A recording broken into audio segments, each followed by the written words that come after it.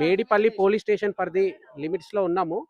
Medipalli police station Boduppal సమీపంలో ఉన్నటువంటి మేకల మండి పిట్టల బస్తీ అనే గ్రామంలో ఉన్న వీళ్ళంతా కూడా ట్రైబల్స్ గిరిజన వర్గానికి చెందిన తెగకు సంబంధించిన వారు. ఇక్కడంతా కూడా వీళ్ళు కాయ కష్టం చేస్తుంటే కనుక వాళ్ళ పొట్ట వెళ్ళదు. అట్లా వీళ్ళంతా ఇక్కడ ఒక మేకల మండి సమీపంలో జీవిస్తుంటారు. నిన్న ఏదైతే జరిగిందో ముస్లిం మతోన్మాదుల దాడిలో బలైనటువంటి గాయాల పాలైనటువంటి హిందూ బాధితుల స్థావరంలో మనం ఉన్నాం. వాళ్ళ ఇంటి మధ్యలో మనం ఉన్నాము. సో ఇక్కడ ఏం జరిగింది అసలు అనే విషయాన్ని మనం ఒకసారి తెలుసుకుందాం. ఇక్కడ మనం చూస్తే ఎవరైతే ఇక్కడ బాధితుడు ఉన్నాడో ఆయన మీద గనేట్ పెద్ద బండరాయి నిన్న ఒక మూకుముడిగా మతోన్మాదులు వచ్చి బండరాయి ఎత్తేసి హత్యా ప్రయత్నం చేయడం జరిగింది.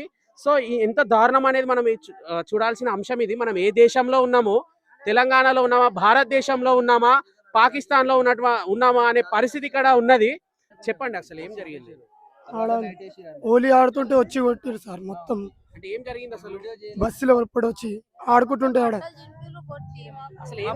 మా పండుగ మా ఫెస్టివల్ చేసుకుంటుంటేనే వాళ్ళు నమాజ్ చదువుకొని ఒకసారి అటాక్ చేసారు సార్.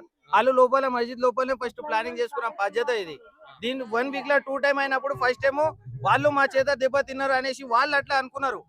అర్థమైందా? దానిలో లొల్లిలాగా గిట్ట మేము మా డిప్టీ మేయర్ దగ్గర పోయి కంప్లైంట్ చేసినాం. వాళ్ళది పిఎస్ లో గిట్ట కంప్లైంట్ చేసినాం. బజరంగ్ దళ అన్న వాళ్ళు అందరి గిట్ట వచ్చి గిట్ట కంప్లైంట్ చేసినా కానీ ఆ ఎఫ్ఐఆర్ కాలే. ఆ ఎఫ్ఐఆర్ అవుతుంది అనేసి గిట్ట మా 10 మందిని లోపల వేయించినందుకు బజరంగ్ దళ వాళ్ళతో మాకు సాయం తీసుకొని మా 10 మందిని మేము విడిపించుకున్నాం.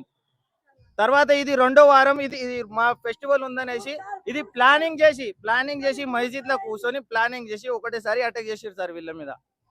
అది కలీం అనేట ఆయన ముస్లిం ప్రెసిడెంట్, ఆయన నారాయణ తక్బీర్ అల్లాహు అక్బర్ అనేసి మన వినాయకుని షెడ్ మీద నిలబడి చేసిండు సార్. ఆయన ఉన్నాయి సార్, ఉన్నాయి. ప్రూఫ్ అయితే ఉంది సార్, ఫుల్ ప్రూఫ్ ఉంది. ఓకే, ఆయన ఫేస్ తో సహా ఉంది. కలీం సార్. చెప్పండి అమ్మా, మీ కూడా మా తమ్ముడుకు గనేట్ వేస్తుండే ఆయనకి వేస్తే నేను మా తమ్ముడు నా తమ్ముడు అని అన్నా. అయితే ఇంకా వట్టి ఇట్లా కొట్టి ఒకటే కాళ్ళతోనే దాన్ని మొత్తం నొప్పులు చేసేది.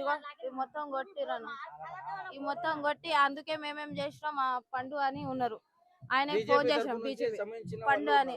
ఆ పని ఆయనకు అన్నా మాకు ఎవ్వరు సపోర్ట్ లేరు అన్న, నువ్వు వస్తే పాపం ఆయన వచ్చి కొంచెం సపోర్ట్ చేసి అప్పుడు జర మేము ఇట్లా ఉన్నామన్నా. లేకుంటే ఆయన రాకపోతే మా పరిస్థితి ఏముండే, మాకు ఎవరు సపోర్ట్ ఉండే. చిన్న పిల్లలకు కూడా తాకిందన్న. అంతంత మొగలు మేము ఆడోళ్ళమా మొగోళ్ళమా మాకంతా కొట్టి మొత్తం చేయలేస్తలేదు అన్న. ఏం చేయమంటారు? మా న్యాయం ఏం చేస్తారు చెప్పురు అన్న. ఇట్లనే కొట్టాలా హిందువులకి? ఇట్లనే మనం దెబ్బలు తినాలా వాళ్ళతోని? సో ఇది పరిస్థితి. ఇక్కడ చాలా దయనీయమైన పరిస్థితి ఉంది. నిన్న అయితే హై టెన్షన్ వాతావరణం అనొచ్చు. అసలు వాళ్ళు ఎందుకు కొడుతున్నారు అనే అంశం కూడా తెలియకుండా ఒకేసారి మూకుముడిగా వచ్చి మాపై దాడి చేశారని చెప్పేసి ఇక్కడ స్థానిక ప్రజలు తెలుపుతున్నారు.